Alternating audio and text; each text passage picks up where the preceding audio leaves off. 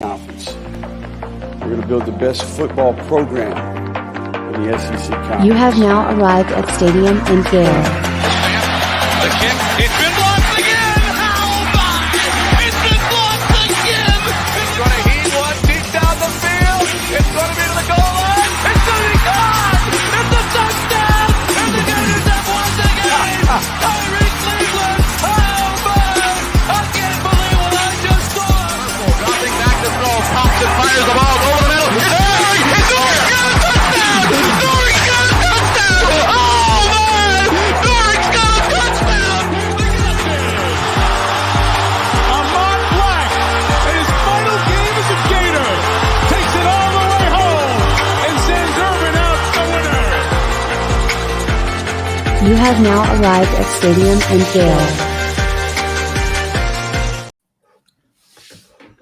Boys and girls, ladies and gents, welcome to another episode of Stadium in Gale. It's your favorite Uncle Silk. It's Dan. And Tori. Same corner, same time. It's National Portal Day, man. 12/5 is here. A lot of good vibrations going on with the portal. Some exits, some entrances. How y'all feeling? Y'all good? It's more exciting than the National Signing Day now. For sure. For sure. I mean, there's what, Nick, you were saying you think that there's probably over 1,000 people already in the portal? Yeah, there were like 700 at 11:30. So that's 4 hours ago. So yeah, I think we're up. To over 1,000. Yeah, and I think that you're going to see a lot of players, moving and shaking. I think you're going to get some quick hits. Probably some decisions this week, next couple days, right? And then, what do you guys think it'll do? You think it'll slow down? Do you think you'll get a lot more names? Do you think everybody's going to enter today? Do you think some people wait to see who their competition is? What are your thoughts? I think the original, it's like Black Friday. So the original push is going to be huge. And I think as things settle down, some players are going to see what depth charts kind of settle. Some players are going to get on rosters that make players leave. It's going to be a lot of acquisitions and a lot of moves, but I don't think it's going to stop. This entire window should be pretty busy. Them putting it into a window made it more intense, I think. Yeah. Couple that with this 45-day window also having signing day in it. Wanting to get on a roster, before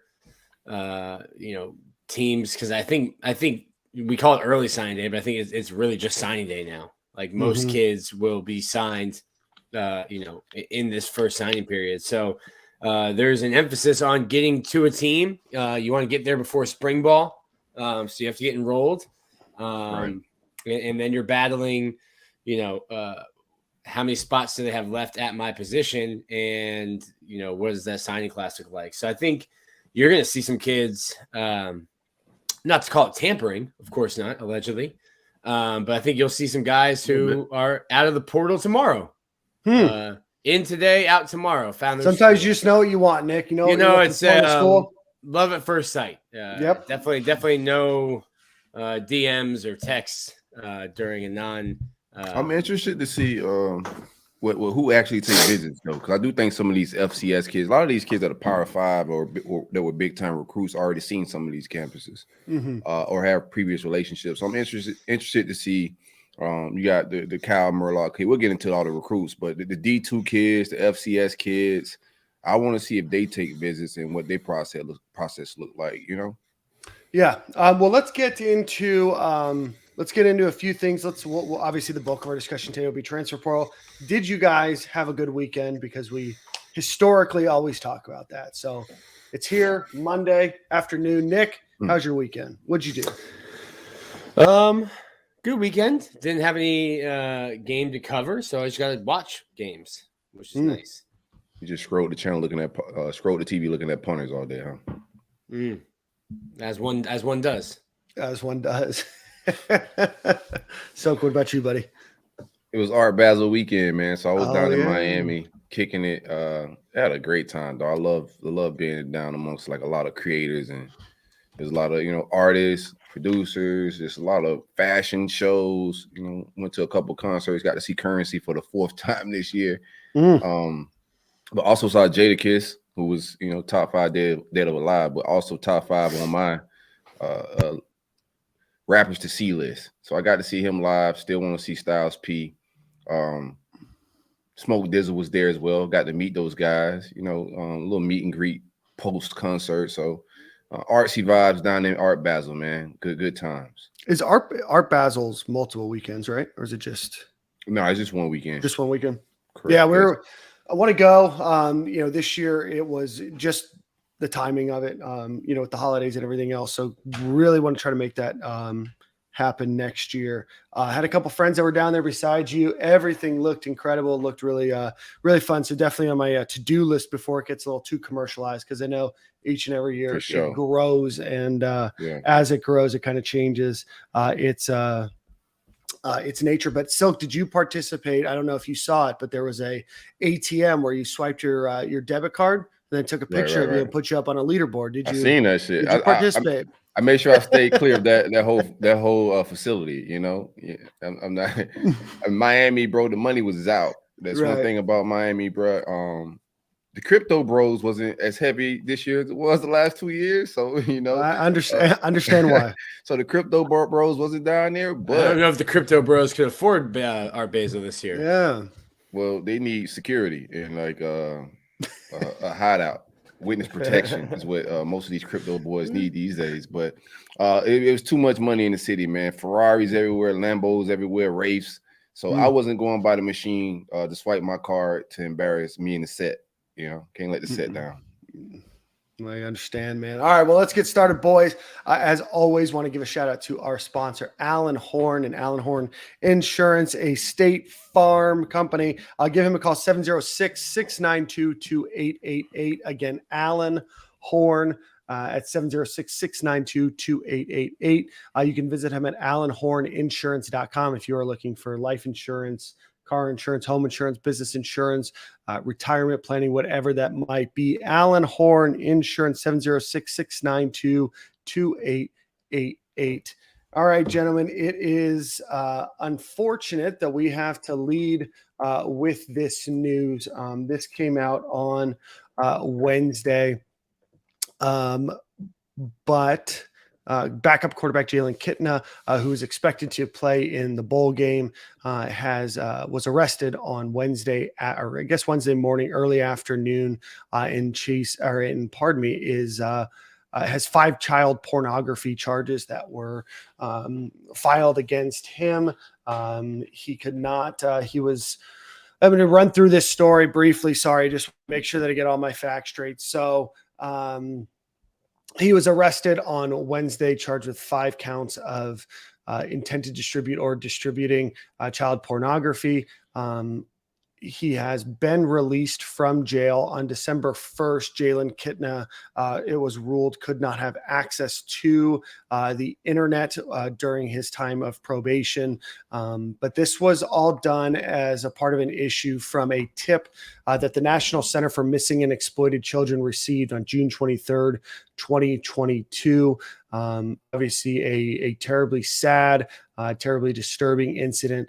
And Jalen Kitna was subsequently released from the program on Thursday. Gentlemen, any additional thoughts or commentary on the Jalen Kitna matter?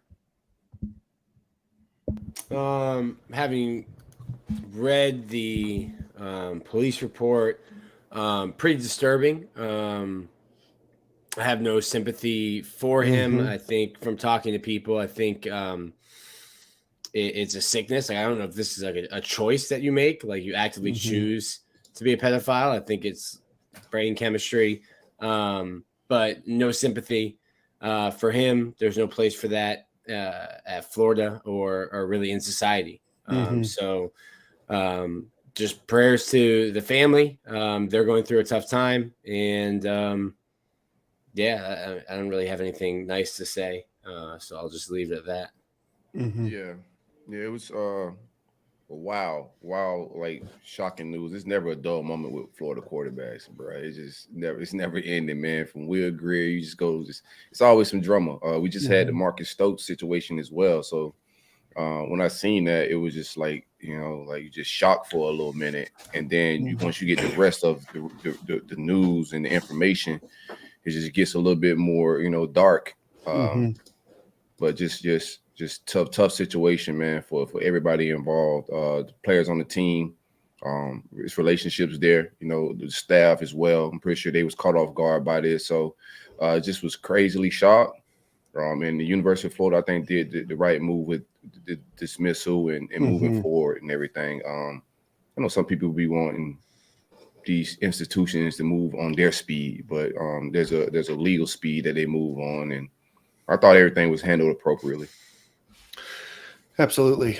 He was released on $80,000 bond. According to his attorneys, he is out of state. He is still a UF student, will be completing his coursework at the end of December. That process, I don't think it's UF turning a blind eye to it as a university. I just know that there's a process in place for them to expel a student.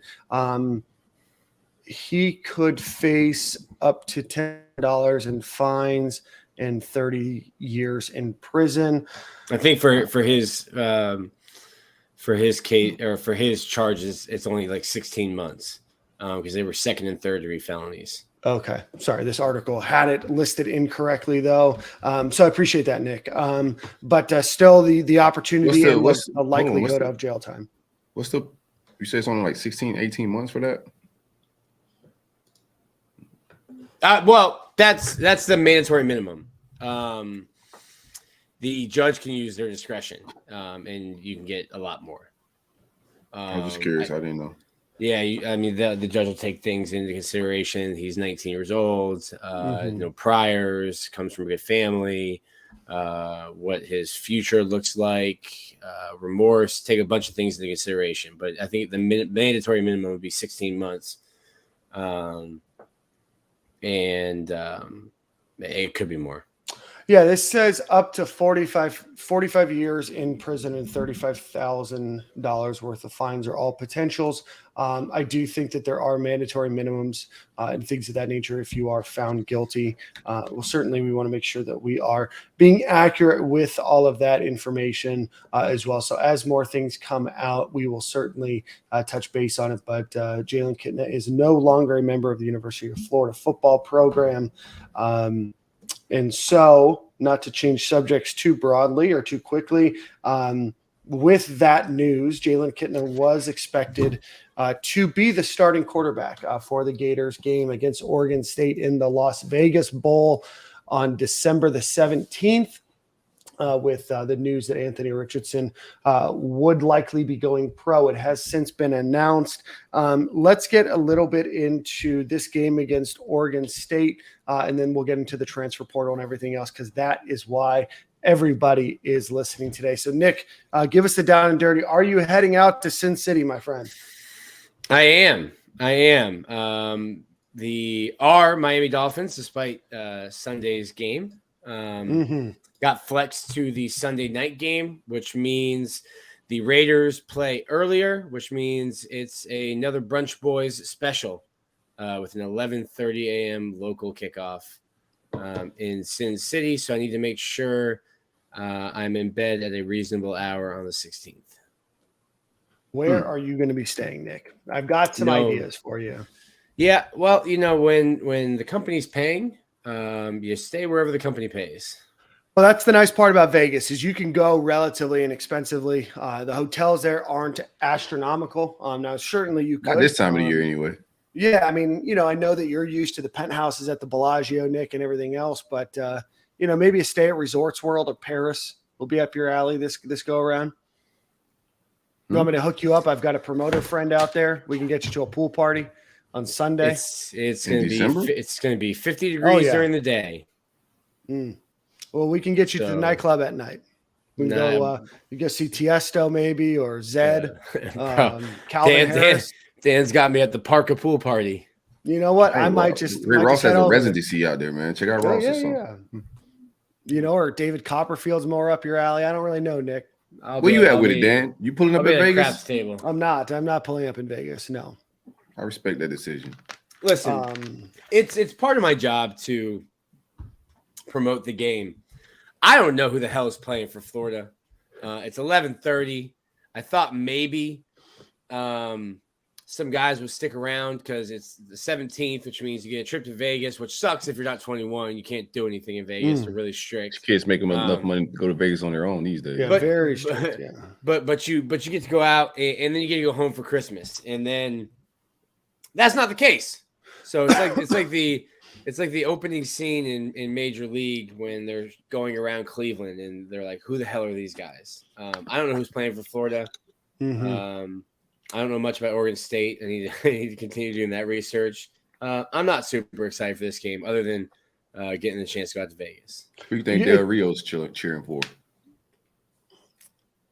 I don't think Luke has much fondness for Florida or for Florida fans. So I think he's cheering for Oregon State. Yeah.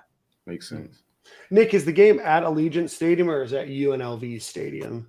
Allegiant Stadium. It was that's worthwhile going to then. Yeah, knock another stadium. That looks like the Death Star out there. It does. It's right next to what, the MGM?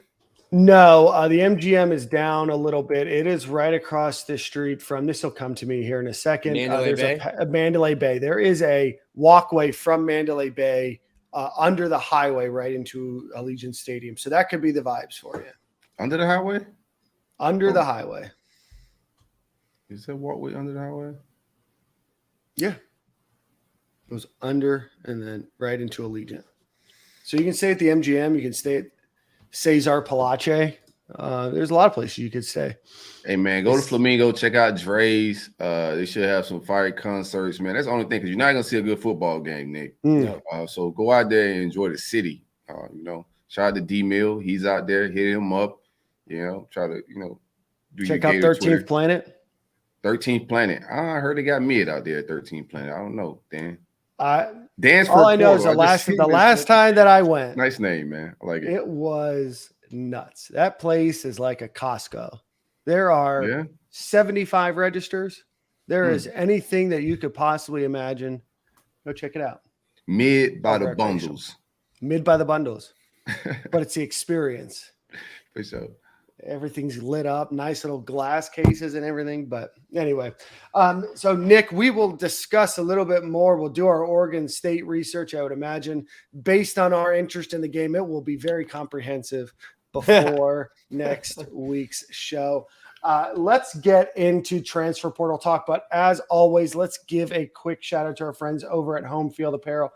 They appreciate it, and we appreciate you guys using the promo code for Black Friday. But if you are looking for about 20 retro University of Florida athletic T-shirts, hoodies, or sweaters, go check out homefieldapparel.com. Use promo code Stadium and Gale. Get 15% off of your order. You will impress whoever you're buying gifts for this holiday season. So go visit them, homefieldapparel.com. Promo code Stadium and Gale at checkout.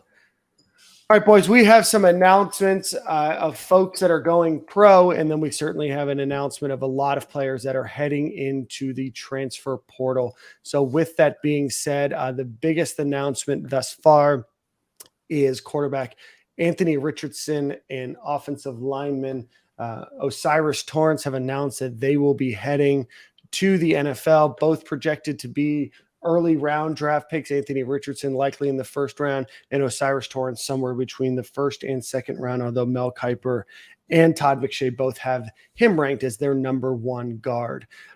Number 9 defensive tackle Gervon Dexter also announced that he was going to be heading to the NFL early, and I believe that was all 3 that have announced they're going pro. Is that right, Nick? Am I missing anybody? Yeah, Dexter, Torrance, Richardson. Shoot, what's his name? Brenton Cox. Brenton Cox. Announced earlier in the season, and then Justin Shorter announced that he would be foregoing his last year to go into the draft as well. None of which are a surprise. Those are the 3 names, and if you include Justin Shorter, I don't think very many people expected him back for a 6th year. And then Brenton Cox certainly wasn't left with much alternative to come back to the University of Florida. Anthony Richardson, obviously the name that is probably the most polarizing amongst Gator fans, but absolutely makes sense. Expected first-round draft pick. multimillionaire the second he signs that dotted line. But any thoughts on those that are heading to the NFL? So, expected most of these guys. Nobody surprised me. I think we spoke about it on these shows, this show all throughout the year that we expect Gervon to leave. Anthony Richardson, like there's just so many reports coming out from NFL. Like, it's all rumors, but there's like 4 or 5 teams looking to draft a quarterback in the top 10. It just makes a lot of sense. It's a down year for quarterbacks. And it's just, a good opportunity for him to put on for this logo as well. It's going to be a good thing for Billy Napier, regardless of how your opinion, what your opinion is on Anthony Richardson's season. This is a good look for Florida. This is a good look for Billy Napier to get a first-round quarterback under his belt year one. He doesn't have a resume as far as quarterbacks and putting him into the league before this job. So I think this is going to take his quarterback recruiting up another notch, and it's already really good. So just like that for the quarterback position, like it for Anthony Richardson, I think he's going to be a good pro. I think he's going to be in the NFL a long time. Regardless of everybody's opinions, I think the NFL is going to give him time to develop and mature like they did Patrick Mahomes, Josh Allen, those guys with more of a high ceiling than right now talent and right now film and production. I think he fits that similar mold. I think he's going to be fine in the NFL. You just have to get reps. Kid hasn't been playing quarterback a long time. Torrance is just, you have to do it. You got to go, man. And it's just his numbers every time they're tweeted out, bro. This just sound like unbelievable, unachievable type stats, bro. So it just makes sense for him to leave, and everybody else could I think make rosters. I don't think any of these guys go undrafted, right?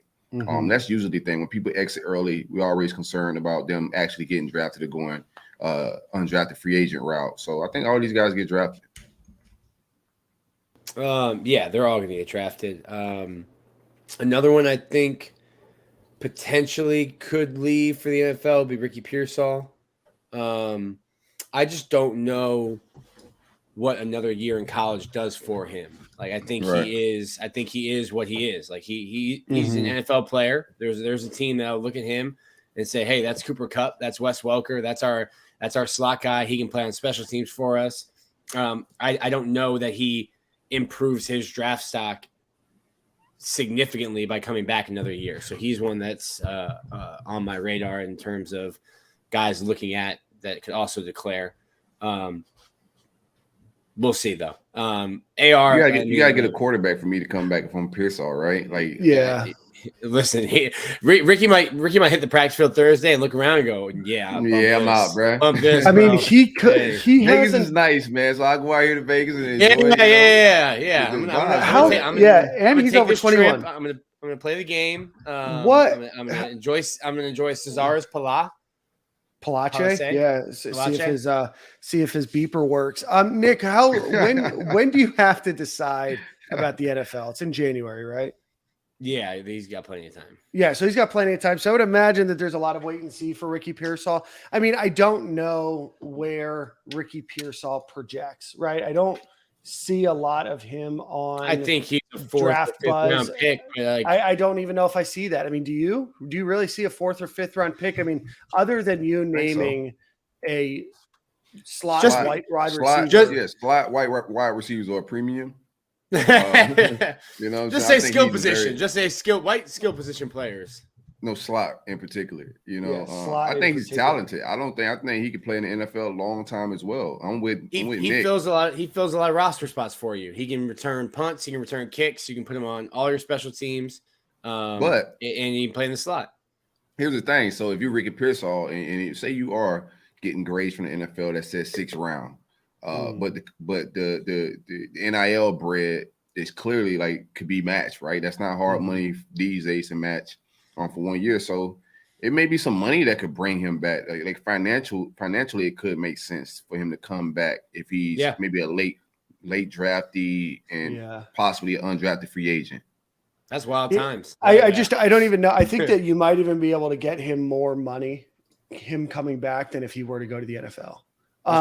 And I say that because all of my research that I've done on the NFL draft this year, I have not seen one place mention Ricky Pearsall's name. They don't know about Pretty Ricky yet, Dan. Yeah. Wait Well, on it, but in my issue, I think that I have is like, yes, he is. You saw some productivity out of him. He's not exceptionally fast. He's not exceptionally like sure-handed. He's not. He's good. Nick makes a good point. Like, what does he get coming back? I don't know. He could get injured and he could be going to work for Alan Horn after he graduates selling insurance. I don't know, but he could also come back, sure himself up, get some additional training and coaching. And if he can get a quarterback that's going to sling the rock a little bit more, maybe the opportunity for him to catch some eyeballs is there. I just don't know if I see Ricky Pearsall going to the NFL unless he's really looking to just get out or doesn't have a quarterback, right? Yeah, because if Max Brown's throwing me the rock, like I'm just going to go probably to the NFL or yeah. Might exit myself into a transfer portal. NIL could be a game changer there because if you are, like you said, a 6th-round pick, like first off, there's no guarantee we even make a roster. So you're guaranteed to be on the roster at Florida if you're Ricky Pearsall, and if you're getting a 6-figure NIL deal, you're going to make more money at Florida than you would as a 6th-round pick for the Rams. Right. Mm-hmm. He wouldn't go to the Rams. They already have Cooper Kupp. Yeah, but he's on the IR, Nick. You just never know. Not next year. Maybe you can go to the Dolphins. You get Cooper Kupp on a rookie salary, man. On a 6th-round rookie salary. No, I think he's a solid slot receiver, bro. I think he runs good routes. I think we've seen him take the lid off versus Florida State. He could do some deep stuff. And he was productive at Arizona State. So there's a lot of correlation between leagues. It's translating. Not mad at whatever decision he makes. I get it. I don't think he can make a bad decision right here, but I think he comes back. I just don't know if I see it. The other guys, I think Osiris probably had to be told to leave. Like he's just kind of got like he's happy where his feet are. I don't want to pay. Actually, he said he's coming back. I think like Rob Sale and Billy just like went to Osiris's house and like packed his stuff for him. It was like, hey man, we're not allowing you to come back. Like you're gonna be a top 40 pick. Yeah, he's gonna get himself a brick. Yeah, he should get a brick. It'll be the first since Kyle Pitts. I mean, that's incredible too because he came in with very high expectations, right? I mean, he was a guy that when he came to UF was expected. Hey, this guy's going to be the guy to solidify our offensive line. And I think he like even beat expectations, right? I mean, we can say all we want about making the jump from, University of Louisiana to Florida. And obviously saw Montreal Johnson do it well, and you saw him do it well. But he beat all expectations. I mean, 0 penalties, 0 sacks allowed in the entire season that's the best guard work that we've seen since the Pounceys, right? I mean, it's got to be. Yeah. I don't even know if it's better. Who knows? I think if you're just looking at it on just the paper, outside of the winning national championships and all that, like the Pounceys are like goated forever for that type of stuff. But if you're looking at just like per production and PFF and all that stuff, it's gonna be hard to find somebody that grades out better than his 1 year here in any one single year. Yeah, he literally weighed over 400 pounds in high school and just started playing football to try to lose weight and almost quit because it was too hard to lose weight. Can you pass that diet plan over to 21?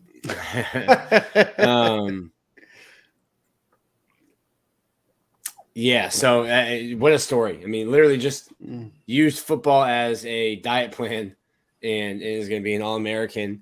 Now he's going to use it as a retirement plan. Boom! Look at Dan. That's from a diet plan to a retirement plan. Bars. I just wrote his autobiography for him. And bars, man. Get you a show with currency. And then Gervon. I don't think Gervon ever. I don't know what would have caused Gervon to stay at Florida for 4 years. Like the time, he stepped foot on campus, there was a 3-year timer. He was gone. Anthony Richardson. I think. I don't know if I could have been any louder saying he was going to leave, and some people were like, what'd you say, Silk? Like the giggle emojis don't change, like where he's getting drafted. That's not going to change the NFL GM's minds and the scouts' minds because you got funny memes and giggle emojis. They still see the potential. They still see the crazy flick of the wrist and the wild throws. And to be honest, there's a lot of ego in the NFL, and they think they smarter than Billy. They think they smarter than O'Hara. So they're not caring about the lack of the things we see that he's missing out on. They also know the lack of reps and all that stuff. So none of that changes the skill set, man. And that's what we've seen all year and we talked about it, but our fans are our fans, bro. I get it. We wanted Cam Newton. I'm sorry, Nick, but we wanted Cam Newton. That's not what we got, but the kid's still very talented. I mean, there's so much of what he possesses you can't teach. The size, speed. Do I think, one of the scouts I talked to said if he comes back next year, he could be the second quarterback taken after Caleb Williams. But like you're not playing Madden, you can't turn injuries off. And when you're 6'4", 240, no one's squaring up with you. Every time you're going to be tackled, someone's diving at your knees, your ankles. And the refs aren't protecting them either. No, it's crazy. It's crazy. And it's not like bias or anything. Because like it happens with bigger quarterbacks, or it happens like with like LeBron or like Shaq. Like some of the stuff like when Shaq was in the paint that he would get hit with and they wouldn't call, it would be a technical foul on other people. And it's just like, no, you're bigger than them, so it's not. It's like, well, no, you got to call it the same way. It doesn't matter if I'm bigger or not. But there's times where AR would get hit, and I'm like, damn, if that was Tom Brady, someone would be going to prison. Someone would be sent to Guantanamo Bay for that. And there's definitely a likelihood that Florida's offense, especially on the offensive line, could be a little bit worse than this past year. I'm not saying that it's going to be demonstrably worse, but, I don't think Anthony Richardson really gains a lot from coming back. I mean, it's a few $1 million probably, but if he has a chance to go to the right opportunity, that second contract and that third contract and fourth contract is what you play for anyway. I certainly wish him the best of luck. He's going to test off the charts. Certainly understand why he's doing it. And, at the end of the day, he was a guy that proudly wore the Gator uniform, was an upstanding gentleman to the community, to the university, and to the team. And certainly that's all you can ask for out of somebody is for somebody to give you their energy and effort for 3 years. And he did that and more. So certainly, the best of luck to him. I think there will always be question marks of what could have been with Anthony Richardson and what could have been with Gervon Dexter, but certainly both have the opportunity to go make generational wealth for them and their families in this upcoming draft. So, gentlemen, lots of names in the portal, lots of names. So started a while ago with Josh Braun, Marco Ortiz, Kamar Wilcoxon, Trent Whittemore, Nick Elksness, Griffin McDowell, DeJuan Black. Those are all names that we've mentioned before today. Since last week, Avery Helm, Dejon Reynolds, Lorenzo Lingard, Naquan Wright, Donovan McMillan, Corey Collier, and David Reese and Joseph Mugerbill have all announced that they will be in the transfer portal. Where do you guys want to start? This is what do you think are some of the bigger losses from that list? Or is there any names that surprise you? No. The only one that I was a little caught off guard by today was Chief Borders. Thought that he would stay.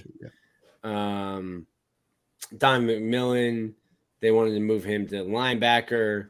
I don't know if he's SEC safety fast, but I also have seen undersized linebackers at Florida take 3, 4, 5, 6, 7, 9, 12 years to develop. So I don't think that's in his best interest to be the next undersized linebacker project at Florida. So he made the best decision for himself. I guess the one that surprised me was Chief. I thought he was just happy to be here. Might get some more playing time next year. Yeah, I don't think it was his decision to be real because he is happy to be here. I don't mind when players are a little mad about riding the bench, man. I'm just gonna keep it 100 with you, man. Chief was just comfortable, bro. He was vibing. Yes, sir.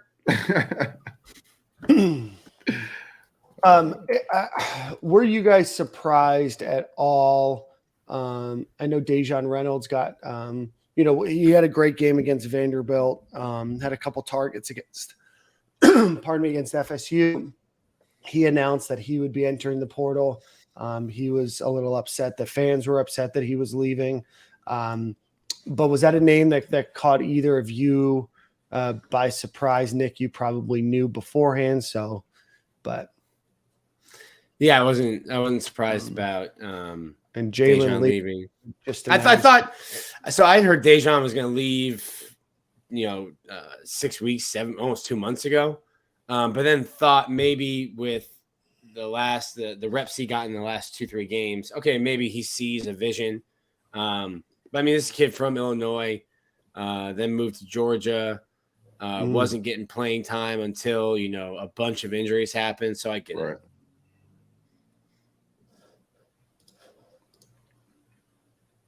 No, I wasn't too shocked by Deion Reynolds. Kind of the same thoughts that Nick had. Like I thought maybe the production could probably keep him, the late production could keep him around, but just from my perspective, I don't think he's a bad receiver, but just not a lot of speed there. We're missing some speed at the position. There's a lot of speed coming in. I'm pretty sure they're going to try to acquire a lot of speed out of the portal. The recruiting class is already loaded with speed, but I think the receiver room at University of Florida has now looked like the receiver room we're used to in a little while now. So complete flip. I'm not surprised, but I think more receivers are on the way. I think we got my man out of Clueston, out of the Muck Western. I think he ends up in the portal as well. Just my opinion, but it's not a lot of production there, not a lot of tick, even with all the injuries. So wouldn't be shocked if he adds to that list. I go as far as saying it expected. Yeah, how many are we at right now? What's the solid number? Do we have a count? We have of people that have left. I think there's 20. More than 20? 6, 7, 8, 9, 10, 11, 12, 13, 14, 15, 16, 17, 18. We're at least 22. 22, I like it. At least 22. About 7 or 8 more to go. Yeah, and I think with all of the activity in the portal now, I think the likelihood of it being over. Remember a couple weeks ago, Silk, when you and I, even Nick kind of scoffed. He made a face. I'm going to pull it when we said I think that there's going to be about 25 people that leave the program. I wouldn't be surprised if that number is higher, right? I was a little worried at some point. I'm like, 25 is a little bit aggressive. You can add Jalen Lee to your list now too. Yeah. Yeah, Jalen Lee, so 23. And I still think there's some more to go. I think that there's going to be some reactionary movement as well. If you feel like you're someplace at a depth chart and 2 people come in, there might be some movement there. I think you're going to see people certainly pull themselves out of the transfer portal as well. I think it was Richard Johnson that wrote an article, friend of the program, writes for Sports Illustrated. I think he said over the last 3 years, some 51% of those that enter the transfer portal end up having a landing spot somewhere. Now I'm a little unclear what landing spot means. I don't know if that's another D1 program. I don't know if that means if they went to JUCO or if they went to FCS, what that might mean, but there's still a huge contingent of folks that don't find themselves with a place to go. So certainly the portal can both spit you out as well as get you to a place that you want to be. So with that being said, Florida, with the loss of Jalen Kitna and Anthony Richardson, Florida finds it in a position where they have Jaden Rashada, who is going to be signing with the Gators out of California in a few weeks now. You have Max Brown on the roster, and you have Jack Miller as your scholarship quarterbacks. And then you also have Kyle Ingalls, who is the walk-on quarterback. Right now, give me your guys' thoughts on the quarterback position. Any names that you guys are hearing, any names that you want fans to look out for, any names that get you excited out there in the quarterback world? A name in 48 hours. Do what? there's a 2024 quarterback. And it's, Oh, well, yeah. We Yeah. were going to talk about recruiting towards the end I because think it's it's about the recruiting portal. weekend. That's what I thought Yeah, too. well, I think Florida's going to get a quarterback, a commit before a portal commit. Yeah, Shout out to I Lagway, totally agree. I think that Florida's going to probably get at least a quarterback commit that will not cross paths with the one that's going to commit on Wednesday. Yeah. Just judging on the message board and social media, wildly split among That's your first mistake. Among the fan base.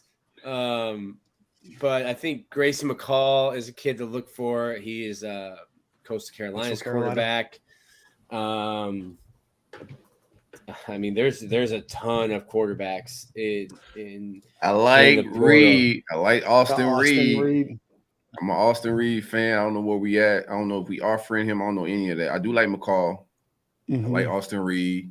I like Hartman. Yeah, I don't know where he's at with it.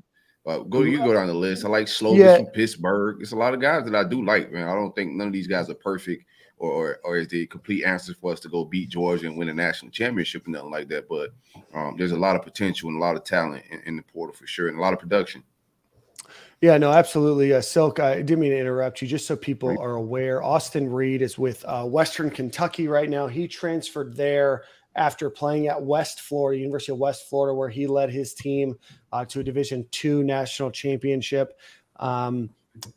He is, he was the first player at West Florida to sign a name, image, and likeness deal. How about that? Had a big season at Kentucky, Western Kentucky. At one point late in the season, ranked second in the nation with almost 4,000 passing yards. Obviously, a guy that is big out there. I think Mark Long, everybody's favorite beat writer, connected Austin Reed to Florida, originally from St. Augustine, Florida. Played at Southern Illinois, then West Florida, then Western Kentucky. So he's going to go to 4 colleges during his college time. So that's a heck of a thing to have to report to your job when they're sending transcript requests out. Let's see other names out there. Silk, he's got Dan Mullen's travel agent. I'm telling you what, Grayson McCall from Coastal Carolina is a big name. DJ Uiagalelei, I believe is how you say it, from Clemson, announced that he will be entering the portal. He's a former 5-star and has been supplanted by the freshman quarterback there at Clemson. Nick Evers, I think a lot of people are a no on DJ. I think that, for him, probably heading back over to the West Coast makes a lot of sense. Name, I don't think that there's going to be any connection at all to University of Florida. Nick Evers has announced, along with his mother, will be entering the transfer portal as well from Oklahoma. Phil Jerkovich from Boston College was a name that I know was floated around a little bit as well. He has committed to Pitt. Keaton Slovis, Silk, you mentioned him from Pitt, is looking for another home. He was at USC before his time at Pitt. Graham Mertz from Wisconsin is a name people have mentioned, and I feel like I might be. Devin Leary from North Carolina State is another name.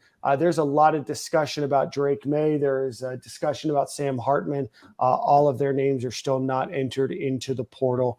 So they are all certainly pipe dreams at best at current. So a lot of huge names. Hudson Card from Texas is his name in. This is nuts. This is a who's who of quarterback names. Yeah. The big name wise, who do you have? Jeff Sims is in there from Georgia Tech. I think he's similar to DJ. I don't want to I'm not totally against DJ because one of these players could end up being like Hendon Hooker, right? Hendon Hooker didn't look as good as he did until he got to Tennessee. The potential was there, but once Hyper and those guys got their hands on him, you could see the skill set and the play get better. So Billy could absolutely make one of these guys better. So I don't want to completely say that DJ is just a terrible quarterback. I just don't like what I've seen. Jeff Sims, similar mode. Don't like what I've seen, but he has some raw tools that some coaches may like. Just not what I want. I want a more proven, accurate guy to come in and just stopgap fill a season for Rashada and those guys to develop a little bit. What do you think about Hudson Card, like just skill set wise, Nick? Like, what do you think about him? I like that they ran a lot of RPO there at Texas. I think there'll be familiarity with what Billy wants to do here. He just kind of had a tough road there with Sam Ehlinger. That was always going to be the guy at Texas. And then you get Quinn Ewers coming in. I like Hudson Card. I would take him just from the experience he has obviously he doesn't have a ton of playing experience, but the experience he has in a similar offense. Also with like a transfer portal quarterback right now, like I don't think Florida, obviously with the losing two of the quarterbacks, you need to get a transfer portal quarterback. I thought with planning on AR leaving, I thought you needed one anyway, but like Jaden Rashad is not going to be ready in 2024 or 2023. You need a transfer portal quarterback to play 1 to 2 years. So you're not looking for, the next person to build your program around. You need someone to come in and just not exist, but you need someone to come in and just run the program. You're not going to find, I don't know that you're going to find a Hendon Hooker. I don't know that Florida's roster as it currently stands is even going to be competitive in the SEC East next year against Georgia. So you're not looking for, a quarterback that's going to win you a national championship. You need someone to come in that can run the offense. And I think a Hudson Card could do that. Yeah, definitely a lot of names out there. I mean, I don't know what Florida necessarily is going to do. I don't know. Jack Miller is certainly a guy that there's still a lot of question marks about at Florida. If Florida is able to secure 2 quarterbacks, somebody that can start next year and then maybe somebody that, can fight with Jaden Rashada after, Rashada's first year and maybe is towards the higher end of that class, a junior, senior, when Jaden Rashada is there. And then, getting a guy like DJ Lagway and create yourself a funnel. But if not, Florida's going to have to put themselves in a position where they go from likely a quarterback for a season to then having Jaden Rashada start as a redshirt freshman. Certainly, you want a little bit more depth in that, but do you think that there's a chance Florida could go after 2 quarterbacks in that case? I think we need 2 quarterbacks, you know. Maybe we can separate them and find somebody in different classes, but yeah, I think we absolutely do need 2 quarterbacks. Right now, the room has just been shaken up in a crazy way, and just bringing in, I think Marcus Stokes. I'd rather replace somebody in the portal than actually on the recruiting trail right now. You know what I'm saying? Like I don't want to get another high school recruit. I want to get a portal guy. Yeah. Well, I don't even know that. As you see today, I don't even know that getting a high school kid is a commitment or a roadblock because you get the portal opens up and you got 1,000 kids in there. Within 10 hours. But I agree with you. I think you. I don't want to call it a stopgap. And then I'll go back on what I just said. Like Florida's roster is going to be completely different next year. I love it. And that's just like that's just a sign of the times. Like there's like some casual fans right now. They're like, this is wild. Billy's 6-6, gets paid $7 million a year and everyone's leaving. And like, look around, everyone's leaving everywhere. They got a tweet out there. The starting SEC quarterbacks coming back: Will Rogers, KJ Jefferson, Jackson Dart, Robbie Ashford, Connor Weigman, Brady Cook, and AJ Swan right now. Still waiting on decisions from Spencer Rattler and Jaden Daniels. Where's Spencer Rattler going? There's a lot of green screen fell down. I kind of knew that was going to happen. Oklahoma State's quarterback just entered the transfer portal as well. That's a pass. Pass on him. I'm looking through this list to see if there's any other names. You're going to start to see, some of these guys make decisions here soon. Cade McNamara. We do want to issue an apology for those that wanted to correct us during the show. We were wrong on Michigan's quarterback not being Cade McNamara during the game against Ohio State. We got probably no less than 15 tweets, a number of comments. If only you had spent the time to write that comment back, you would have seen us corrected in the show. We apologize for that fact error. All three of us were wrong, and we will work All three of to us. make sure that we don't. I wasn't wrong. I was confused. I'm like, why would he be transferred? Well, same, but so let's just blame it all I on was Nick. wrong. Why don't we just say I it's was all wrong. on Nick? It's Yeah, all Nick's- on I Nick. was wrong. So, yeah, I'm not yeah. taking Bro, Nick's like- L's. We were I all was wrong.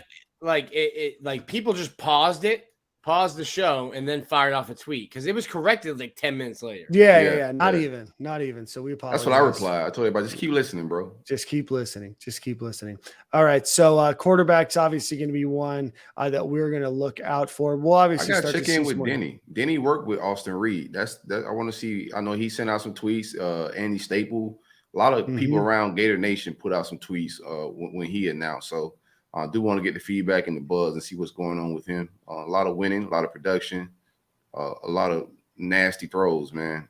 You just want winners. You want people with that type of culture already embedded in them, you know. So I think that would be a good stopgap guy if we could get Austin Reed. All those other guys have some skills, but the winning's not there. Right.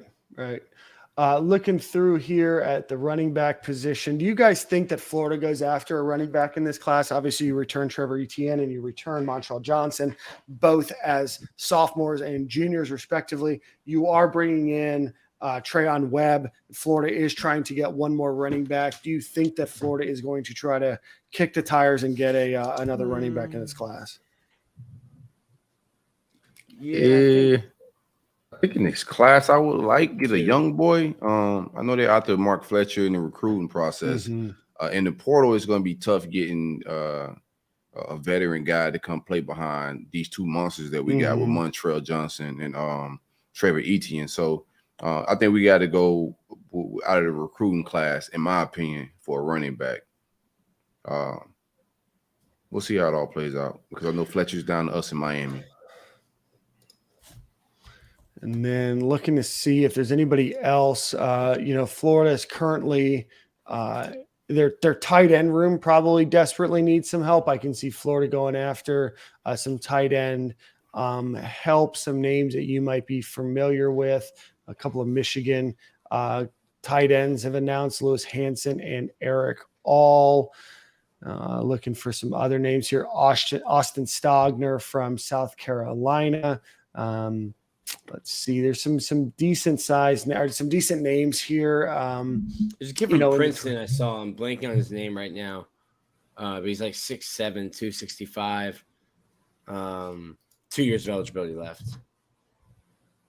All right, so we'll look out for the Princeton guy. I know Florida is after Kyle Marlock, the transfer from Shorter University. Silk, I think that you said that there was some connection between the Marlock family and the University of Florida.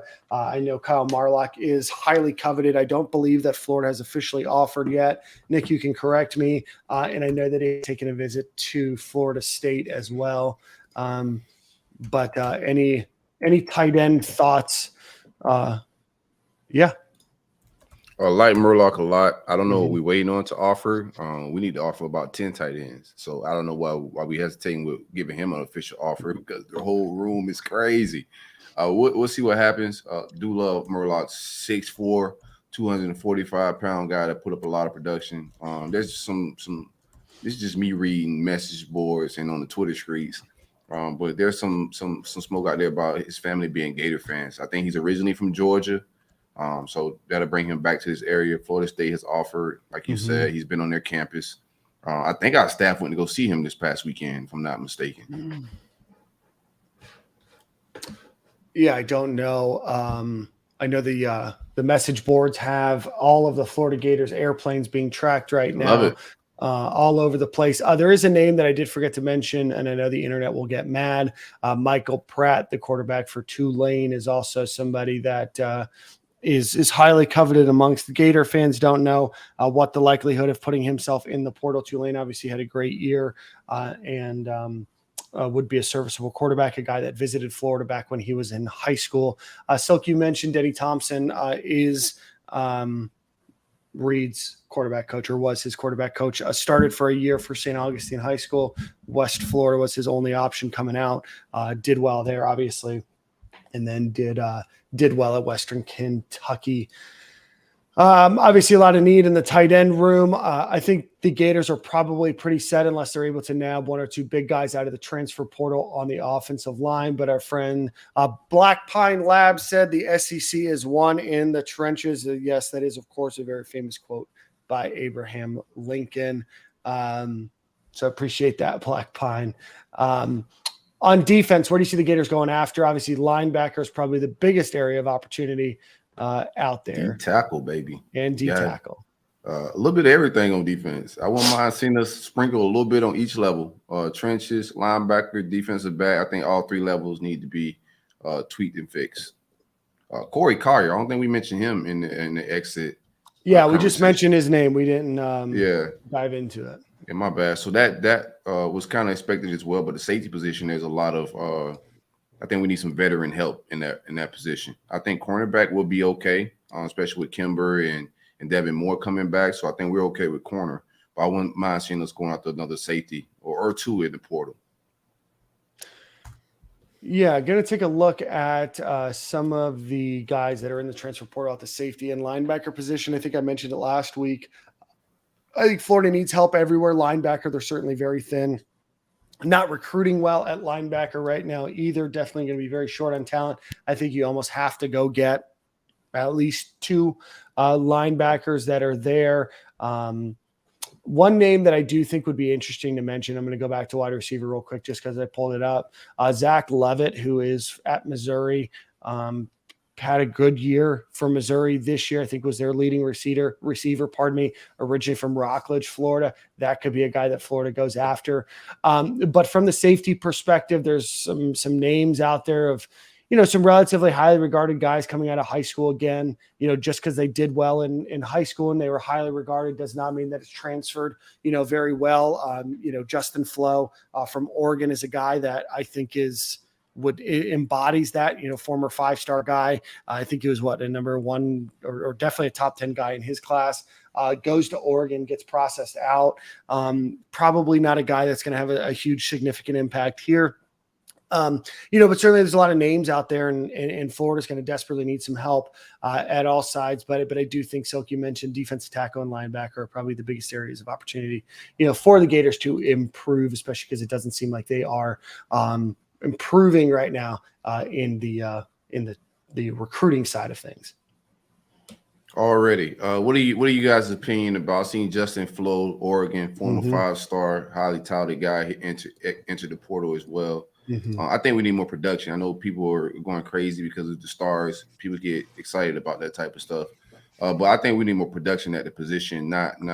We could use talent, of course, but our linebacker room is so abysmal and just lacking a lot of leadership with Ventrell leaving. A lot of pure linebackers. We just don't have any. So I think we need to get a guy that's already productive in the college level, that's looking to, bolster his draft stock a little bit by leveling up and coming to the SEC. So hopefully we can find that type of guy or two in the portal for the linebacker room. But I don't think we need any projects or depth guys. We're looking for starters right now at linebacker. Yeah, looking at some names here. Nick, you have any thoughts there? Yeah, I agree with Silk. I think you're looking for a guy that can come in right away. Right now, I think Derek Wingo will be your starting linebacker next year. So you're looking for a guy that can step in right away and play. I haven't done a ton of research. I've been looking at quarterbacks. I've been looking at probably every position except running back. I think you're going to need an offensive lineman. You need a couple tight ends. You can use a bunch of help at receiver.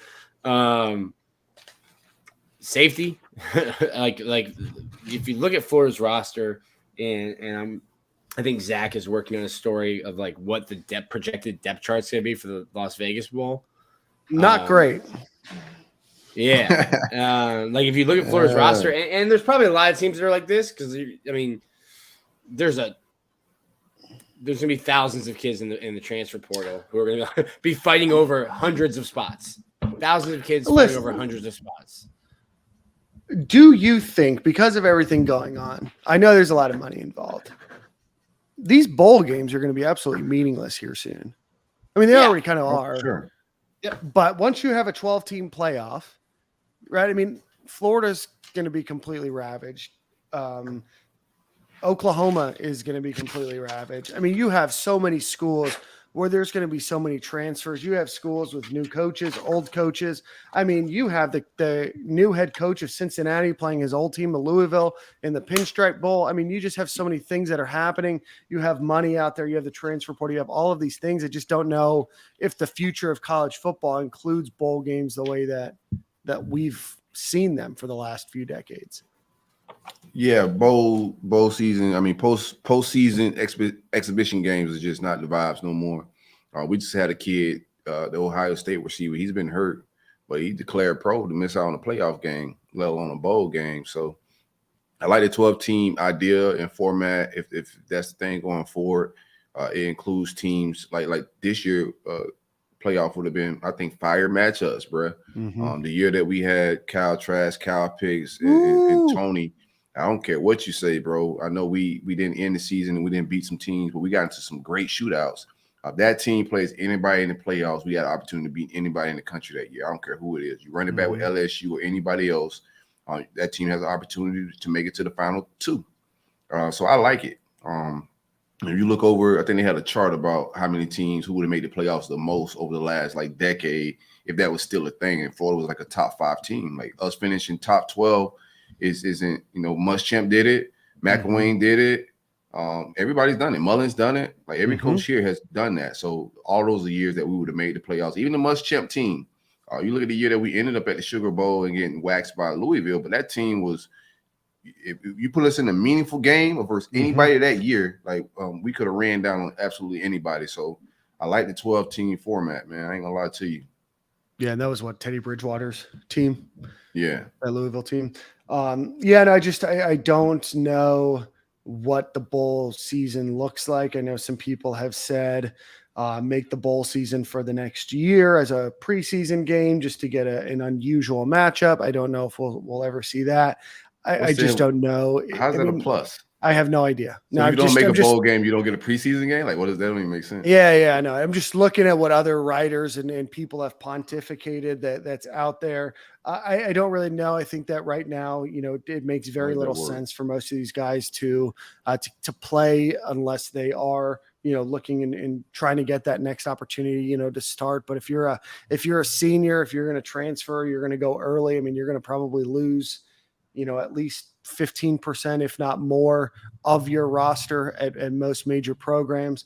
So I think that the quality of the game will be bad. I mean, I just don't think that what you see, Florida won 6-6. Florida was not a great team this year, but for the most part, they were pretty exciting to watch, right? They had a couple close games, could have very much been an 8-4, 9-3 type of team. Florida that is playing, just like the Florida that played UCF last year, is not the same Florida that is going to play in this game, or the Florida that played Oklahoma a few years ago.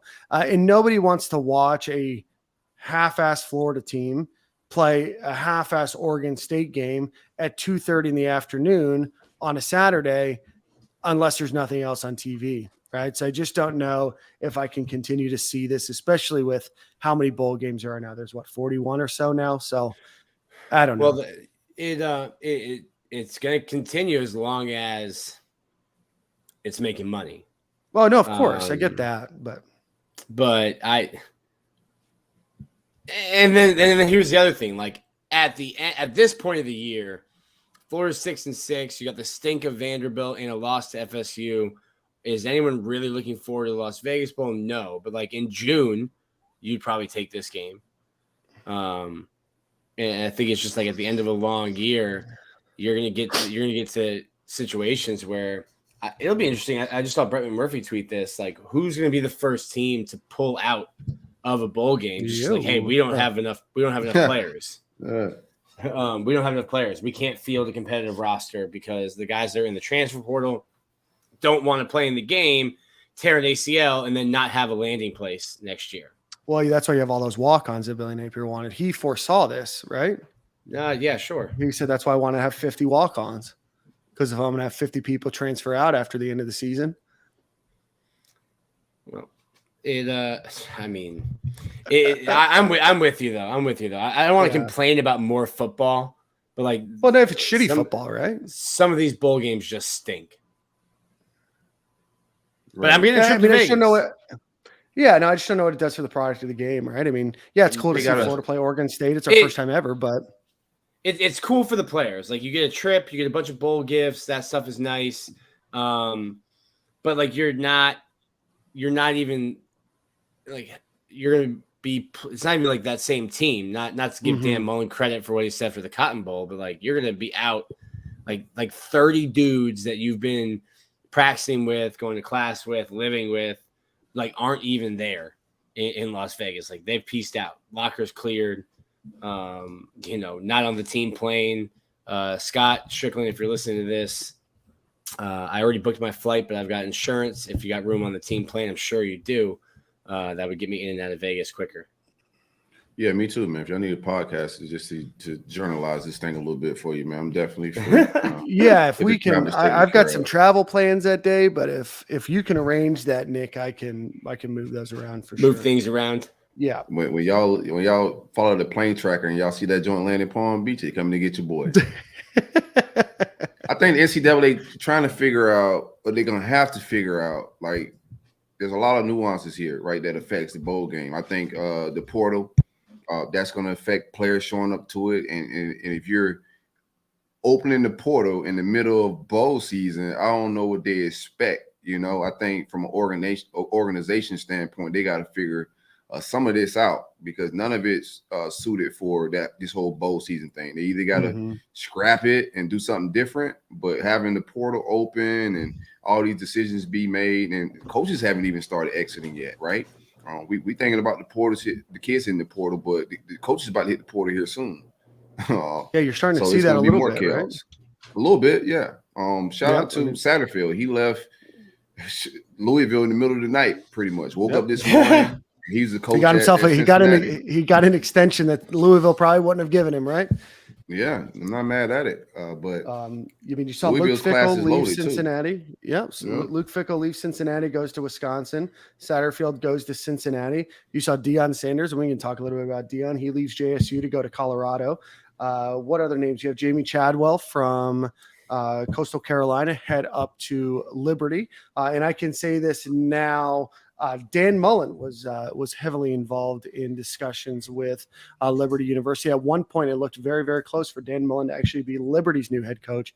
Some things fell apart there at the end. What other coaching moves have we seen thus far? Tennessee's offensive coordinator is heading down to USF. But yeah, I remember you told me about Dan, and I was like, "There's no way his ego lets him go to Liberty." Liberty got that bag though. They be paying. They pay very well. I watched that. Was it Hulu or Netflix documentary about their Falwell? Yeah, wild stuff. Yeah, that's your list, Silk.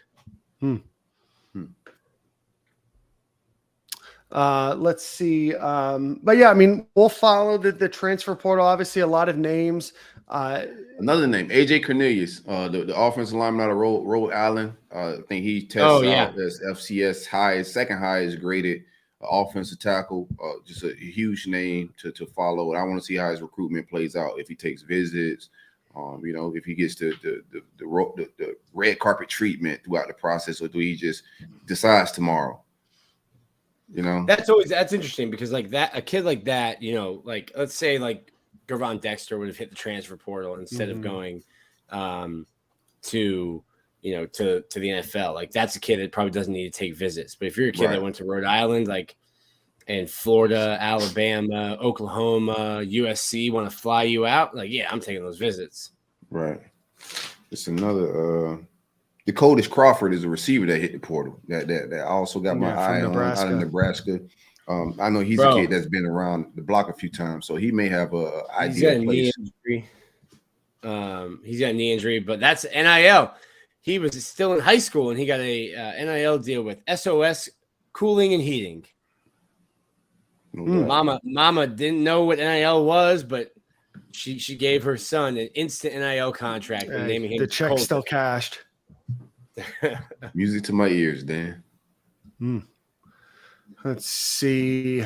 Looking Christian to see Leary is a big name from the high school. Christian Leary from Alabama. Yeah, just name wise, I think that's a big name to hit it. I think we all wanted him out of high school. Just receiver. I think we need some receiver bodies to go alongside this loaded freshman class that's coming in.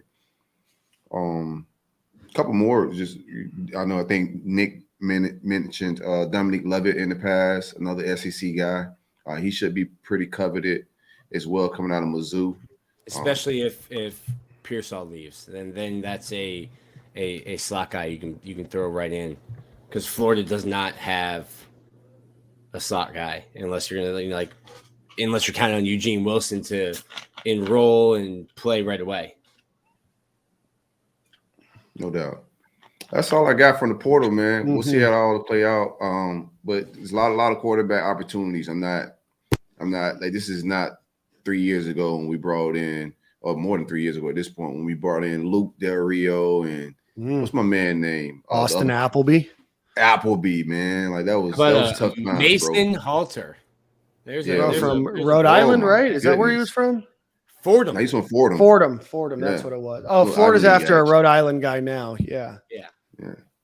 Where's Fordham? The Bronx? New York City, man. Yeah, in the Bronx. We got Malik Zaire from the transfer portal back in the day. And those sleeves. Got them 19. Man, the lies I told about Malik Zaire. I was lying about Malik Zaire, bro. What such poverty in my life. Christ, man. You were lying about Malik Zaire? I was shamelessly on the internet hyped about Zaire himself, bro. That's embarrassing stuff to look back. I'm gonna go back and delete those tweets right now, man. Yeah, that's a good look. You just never know, they might come back. I'm trying to think, who are some other transfer names from the past? The only person that really hit was John Grenard. Yeah, John Grenard obviously was really good. Justin Shorter obviously had a good career at Florida. Trayvon Grimes was decent. Trayvon Grimes. Yeah. Yeah. Trayvon Grimes, I gotta take Trayvon Grimes and Ennis reminds me of each other a little bit. Then you can keep them. I'm just letting you know, bro. That's a great take. Shout out to St. Thomas Aquinas. It is a great take. Let's see. I'm trying to think of any other names that were bringing back old memories. But with that being said, while we're thinking of old memories of transfers, Florida did have a couple of recruits on campus this weekend. As we talked about earlier on in the show, the Gators are still waiting on 5-star quarterback DJ Lagway out of Texas, who is going to announce on December the 7th where he is heading to college, a class of 2024 5-star quarterback. Between Florida and USC, really depending on who you talk to or who you listen to, a lot of people are excited in the Gators camp about him. Certainly there's a reason for USC fans to feel optimistically about the way that Lincoln Riley has developed quarterbacks during his coaching tenure as well. But certainly we will find out on Wednesday. If you jump on the On3 message boards, they are frantic right now. It's a USC Florida battle there. It is a USC Florida battle. Van Jefferson is a name that we forgot. And Van was Van. I think Van and good. John Grenard are the two best transfers Florida's had. We just offered. I think Osiris Torrance is the best transfer that Florida's had. I agree with Dan. Yeah, I agree with Dan. There's the top three. I agree with Dan. We just offered a transfer from Louisville, Caleb Banks, defensive line transfer. He just tweeted out that the University of Florida offered. So the trenches need a lot of work. I want to know how you say his name. Tunmise? Tunmise, I believe. Tunmise. I would have never got that right. I think Connor Clark had to say it 3 or 4 times to me before I finally said it. I appreciate it. That's another guy I look out for in the trenches, but I don't know if he's inside, outside, how they view him, but I think he's listed as an edge guy. But another defensive line offer. Yeah, just going back to recruiting here real quick. This past weekend, Florida had Desmond Ricks, formerly of the class of 2024, now the class of 2023, the number 2 cornerback in the country. Right now, looks like he is, looking closely, obviously, at Florida, looking very closely at LSU. Have you guys heard of any update on the Desmond Ricks side of things? Look, tricked out in his vintage Florida Gators clothing. Hugh brought the Lambo back to town, but any on his visit? Love No, yourself. I'm not getting my hopes up. Yeah, love yourself is LSU till it isn't, in my mind, with Desmond Ricks. But I heard he had a great visit this weekend. It looked fun. A lot of photos. I think the media team at UF and those guys do a great job. But until it's not LSU, it's LSU for me personally. Four-star defensive lineman Jordan Hall was on campus as well. He's looking at a number of in-state schools, looking at Georgia as well. Jordan Hall said it's hard to not see himself at the University of Florida. Obviously a guy that Florida desperately needs. Just for depth perspective, I know some people are a little hit or miss on Jordan Hall and his senior film this year. But Florida is desperately in need of talent at the defensive line position. And then four-star athlete Aaron Gates was on campus. He is also looking at Michigan, but Gators get him back on campus. Nick, I do have a question about what would have been the December 16th, 17 visits. But next weekend, the Gators have four-star defensive lineman, John Walker, coming onto campus. He's currently committed to UCF. Cornerbacks Jakeem Jackson and Sharif Denson are supposed to be on campus. Four-star running back Mark Fletcher, four-star linebacker Jaden Robinson, defensive back Dijon Johnson, and three-star wide receiver Tyree Patterson are expected, as well as three-star offensive tackle Caden Jones, who right now, with what Florida needs at the offensive line position, looks almost as a must need there. Must get. Yeah, must get. Florida is another thing about having early bowl games. Now Florida is going to be in Las Vegas. Well, here's the thing. So Florida hasn't practiced yet. There's no way they're going to get all 15 practices in, unless they're doing like 3 a days, which I don't think you can even do by the law, by the NCAA rule. So you're not going to get 15 practices in. You're not practicing right now because the coaches are all over the country recruiting. Mm-hmm. And then you're going to be in Las Vegas on the last weekend that you could hold official visitors. So Florida is trying to get everyone in the weekend before for their official visits, but certainly not an ideal. We only got half the team, so send half the staff out there, bro. Leave half of the staff here for visits. Yeah, that's a good point. They have 65 analysts on rosters. Go send some of them out. 6,500 analysts. So send some of them out. I don't know what the rule book is. I don't know if that's legal or not, but ask questions later. Yeah. All right. Yeah. You guys ready to get out of here? Do what you want to do. Oh, Silk. Thoughts on Deion? I know that the group chat's been active, but yeah. You don't have to share. You can just I'm with it. No, I'm with it. Mixed feelings, right? I think Deion approached this whole situation with different energy than what he's leaving with. That's my overall take on it, right? I think when he approached this whole endeavor with HBCU, JSU, and a lot of the talking points he had, whether it was 60 Minutes, I Am Athlete, it was even with the conversation that Travis Hunter was having, it was about, changing the culture, being able to go to HBCU and then take your talent to the NFL. Him saying that he thought that HBCUs could do the same exact thing. So to see him leave after 2 years, personally, I'm all for, elevating of your career and all of that, but that just wasn't what was sold, and that wasn't what I personally was following. I was following this whole thing. I think the average fan, you see, like it's controversial. I think most of the controversy is coming out of him leaving 2 years. Travis Hunter, a guy that was 17 in high school, risked his career and his future in millions to try this endeavor of HBCU football, trying to go pro from there. I don't think Travis Hunter is even All-American in the conference he's in, or he's all SWAC or something like that. I don't know if he's first team. I don't know if he's been developed. I look at him physically. I don't think he's gotten any bigger or stronger since he's been on campus at JSU. So there's a lot for me, just to question overall, those kids he brought in, are you going to take them to Colorado, the good ones? Yeah. But what does that do for JSU? You know, the change that he did bring to JSU isn't sustainable. I don't think it is. Like, how much change can you really make in 2 years? As far as attendance, JSU always had great attendance. They always had good fan involvement. The alumni always gave back. So they're like FAMU a little bit. They always had some support. They're not like Bethune or one of these programs that are struggling to get involvement. So I don't know how much sustainable change Deion brought. It looks like most of it was just elevation. For people to say, oh, this guy, he didn't have the resources. He knew that before he got the job. He knew that before he made these promises. And I think he went out of his way to be on I Am Athlete, 60 Minutes, to get his face on TV, to say these things as far as him being able to compete with the Bamas of the world and get kids drafted first round. So for us not to see that, even when the kid followed him to Colorado, Travis Hunter is not about to go first round.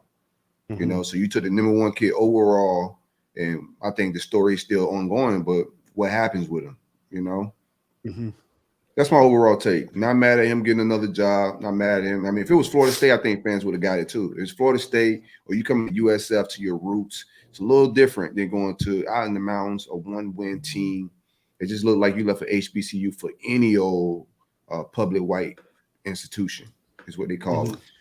Do you I saw part of the video when he was talking to his team, he said, I think because it kind of goes along with wanting to build the HBCUs, he said, now I'm doing it to advance Black coaches and getting a Power 5 job. Do you believe that, or is that just what you say to a 17-year-old kid because it's convenient and now, hey, 10 months after I got the number 1 kid to come here, I'm dipping.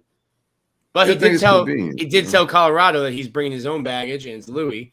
So I imagine that Travis Hunter is that Louis bag he's talking about.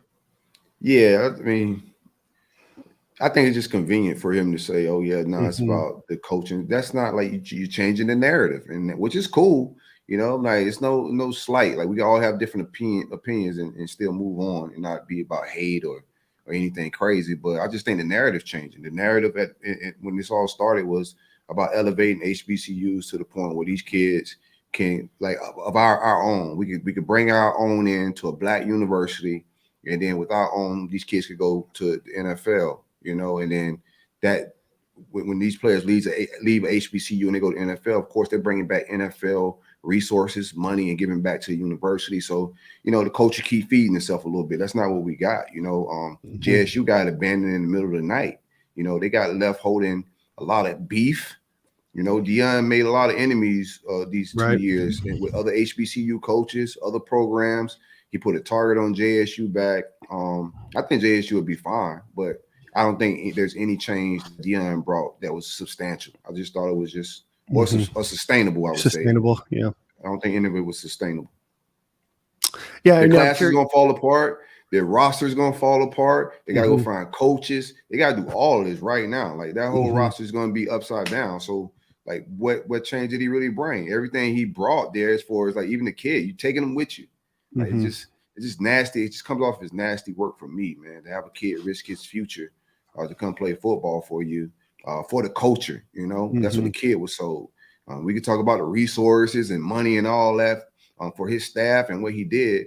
What he sold to the kid was, hey, I could bring not just the one kid. A lot of those kids were entertaining him, taking visits. You sold a dream, and then you cut that dream short and say, hey, I got a different dream now. Let's go to Colorado. It just comes off a little nasty for me. But yeah, shout out to Deion. Now you got to win games. Deion's about Deion, bro. I think that's point blank, period. And that's fine if you lead with that. Don't lead with it's about the culture and then it turn to it's about me and my staff and us getting paid. That's just you changing the narrative. Black Pine Labs want to thank him for his super chat donation. Selk, I get the mixed feelings for the culture. Part of the progress is wrestling with these kinds of emotions and actions. What you're feeling is exactly what lets progress take place. Keep it on. So appreciate that. Black Pine Labs. And if you are Already. listening, please hit the like button. It helps us from an algorithmic perspective. I am curious, to watch the continued unfolding of Deion. I do think that there's, some positives, hopefully, that he brought to the community and to the culture of historically Black schools. I know that there's been a number of hires. I don't mean to cut you off, but I do think he's helped JSU in some fashion. From an HBCU standpoint, like it's just like real changes that need to be made for it to be like real stuff, bro. And I don't think from a core level, as for the disparities with funds from the government, the states, disparities with federal funding, it's just a lot of things. The corruptness too. It's a lot of things that's going on with HBCUs. And I don't think Deion affected that part of it. Did he help JSU in some ways? Yeah, he helped JSU with popularity amongst like pop culture and regular people. But JSU was already popping for Deion got there. It's gonna be popping when he leaves. Yeah, no, absolutely. I think that CJ and Larry did a really good episode of the Roll Up a few months ago. I think it was early on in the season or maybe late summer, where CJ, who hosts the Roll Up with Silk, played at Bethune-Cookman, obviously another historically Black college or university, and he talked about some of the struggles that they have in Silk. I know that firsthand and through a lot of relationships that you have about a lot of the struggles that HBCUs have, and hopefully for them there is continued involvement, continued enhancement, and opportunity for these kids. I know that you guys were talking about a lot with funding and student aid and how quickly that gets dispersed out compared to other schools. So really fascinating podcast listen from a few months ago. Certainly for HBCUs, hopefully there's still, a huge interest and opportunity for others that maybe aren't as maybe self-motivated or wherever it might be to continue to enhance and grow them. I know Eddie George is at Tennessee State. I know that there's some other programs that are starting to make some bigger hires, and hopefully they can continue to do that and enhance them. But Silk, certainly appreciate your commentary there, my friend. Deion's smooth with it. Deion, this is my last thing on it, but Deion even got the average, us from the culture to just go along with that spin as well. Like, we were all happy when Travis did that for Black culture, right? This kid's risking it all to make some real change. And then like we cheered that on. And now that don't mean nothing, right? You know what I'm saying? And everybody, what would you do? Me, I wouldn't have led with, I'm doing this for the culture. That's what I would have did. I would have led that, hey, I need an opportunity to maybe get to a Power 5 level. HBCU provides that. That's what I'm gonna do. I'm gonna get to a different level. But no, you led with emotions and selling the dream. And then all the fans just switched to, oh yeah, we're gonna cheer for Colorado. I'm not chilling for no damn Colorado. Oh man. Have fun, Deion. Let's get one final ad read. Silk, you have Song of the Week. Nick, you have any other final thoughts before we give a shout out to Alumni Hall? No, we'll have more of a preview for the Las Vegas Bowl next week. Yeah, a lot of research. And it's going to be casinos, man. It's going to be all the odds are the same. I'll be on a blackjack table, a craps table. Hopefully, all the odds are the same, but the betting amount limits to play is different. That's what you have to remember, Nick.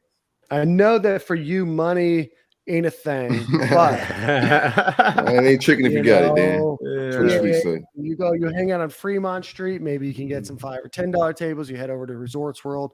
You head over to the Bellagio. You're looking at $20 plus.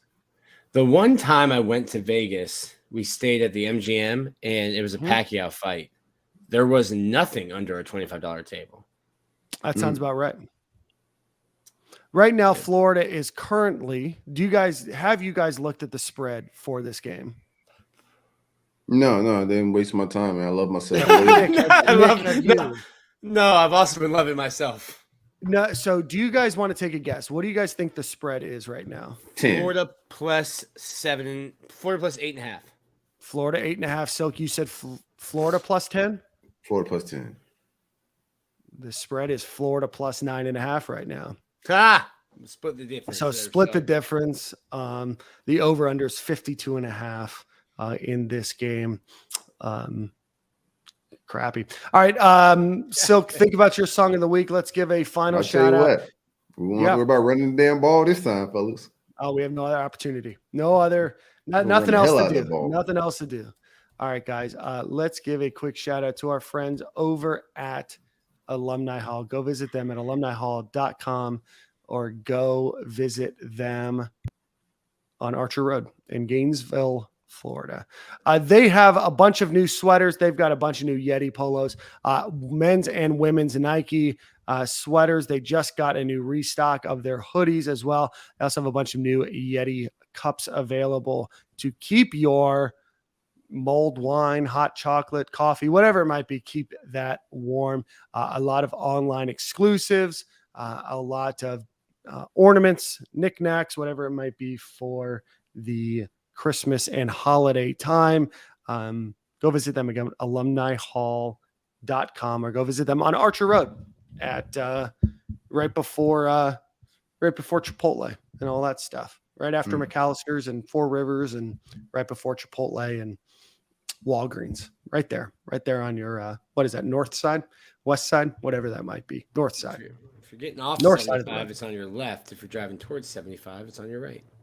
Yeah. But that's still a direction, and I believe that direction is west. You're west. You're west. No, it's actually north. It's north. Beefing over the compass, if you're traveling east, it's north. So it's right there. So give us the song of the week, my friend. I'll give y'all some morning energy, part of my morning playlist, man. Soul, Do Better. Some caffeine for you in the morning time. If you're listening to this in the morning, it should be a little Red Bull to the soul. Oh, what is it again? Soul, Do Better. Do better. Perfect. I'm looking forward to hearing it for the first time.